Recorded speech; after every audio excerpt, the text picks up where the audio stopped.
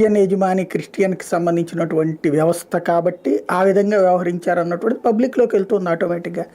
జగన్ ఉన్నటువంటి సందర్భంలో జరిగినటువంటి లోపాలని, హిందుత్వానికి సంబంధించి తను ఎదుర్కొన్నటువంటి అంశాలని పరిష్కరించుకోవాలంటే మరింత అగ్రెసివ్గా వెళ్ళాలి. కానీ హిందుత్వ అంశంలో జరిగినటువంటి సందర్భంలో పబ్లిక్ పక్షాన కాకుండా లేదు మేము జర్నలిజం విలువలు పాటిస్తాం అనేటట్టయితే కనుక మరి ముస్లింల కార్యక్రమాలకు ఎందుకు హైలైట్ చేస్తున్నారు, క్రిస్టియన్ కార్యక్రమాలకు ఎందుకు హైలైట్ చేస్తున్నారు వాళ్ళు ఆలోచించుకోవాలి. ఇది కూడా జర్నలిజం విలువలు పాటించేది ఇదే కదా, బ్యాలెన్స్ అనేది పోయింది ఖచ్చితంగా.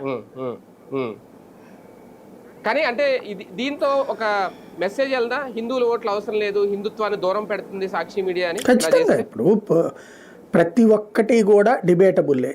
ఏ టాపిక్ ఎంతవరకు వెళ్ళాలి, ఎంత నడుస్తుంది అన్నటువంటిది దాంట్లో ప్రయారిటీస్ పరంగా. ఇప్పుడు పోనీ మొదటి రోజున తెలియకలేదు అనుకోవడానికి పోనీ రెండో రోజునకి ఆ డిక్లరేషన్ ఇవన్నీ డీటెయిల్గా ఇవ్వాలి కదా. ఏం జరిగింది, ఎందుకు అసలు అంతమంది ఎందుకు వచ్చారు, ఇందులో 10 పైసలు ఖర్చు లేకుండా సొంత డబ్బులు 10 పైసలు ఖర్చు లేకుండా అంటే ఖర్చు అవుతుంది, ఎవరి దగ్గర చేతులు జాచకుండా ఎవరి ప్రాంతాల నుంచి వాళ్లే డబ్బులు పెట్టుకుని వచ్చారు, ప్లస్ ఎంతో క్రమశిక్షణతో కదిలి వెళ్ళారు అంటే అంత సీరియస్గా జరిగినటువంటి దాని వెనకాల ఉన్నటువంటి ఆత్మఘోష ఏంటి, ఆగ్రహం ఏంటి, ఆవేదన ఏంటి, అది వాళ్ళతో మాట్లాడి అవన్నీ వెర్షన్స్ని పెట్టి ప్రతి ఊరు నుండి వెళ్ళినటువంటి వాళ్ళతో టచ్ చేసి ఇవన్నీ 2-3 రోజులు నడుపుతారేమో అనుకున్నా.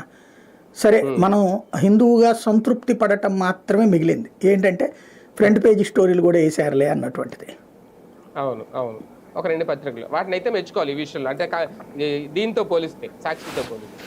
కానీ మీరన్నట్టు ఒక సినిమా ఫంక్షన్ జరిగిన, లేదంటే ఒక పొలిటికల్ రాజకీయ మీటింగ్లు, ఇంతకుముందు సిద్ధం సభలు ఇలాంటివి జరిగిన, తొక్కిస్లాట్లు జరిగేవి, ఎక్కడో చిన్న చిన్న ఘటనలు జరిగేది. ఇక్కడ మాత్రం చాలా క్రమశిక్షణతో ఎటువంటి జరగకుండా చాలా జాగ్రత్తగా మేనేజ్ చేశారు. రాజకీయాలకు దూరంగా